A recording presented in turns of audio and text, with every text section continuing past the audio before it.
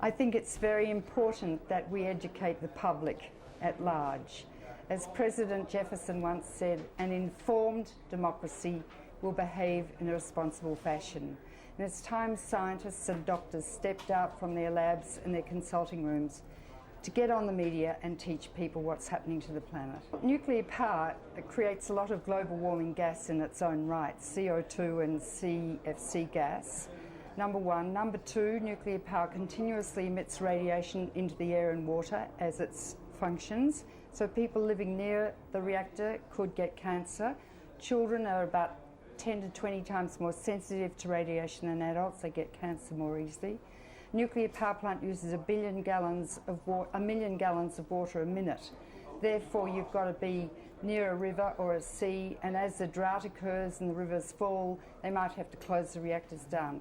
A nuclear power plant can melt down, like Chernobyl did, and the 40% of Europe is still radioactive, particularly Turkey, Austria, the Scandinavian countries, and even as far away as Wales in England, where the lambs have so much cesium in them, they're radioactive and they can't sell them. That's going to be so for the next 600 years because food concentrates the radiation from the soil. One accident contaminated a whole continent. There'll be more.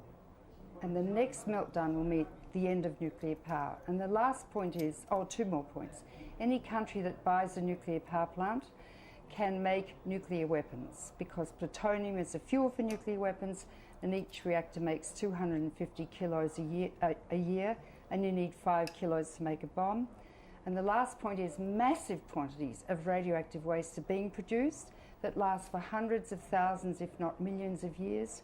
They're going to leak, get into the water, and our descendants will wake up with their breast milk already radioactive, their babies being born deformed because of the radiation, children getting cancer at 6 and not living to 60. Epidemics of disease. So this is a major public health hazard such as the world has never seen before, much worse than tobacco smoking. Nuclear energy at the moment, because you have to mine the uranium and you have to enrich it, causes a certain amount of global warming in its own right.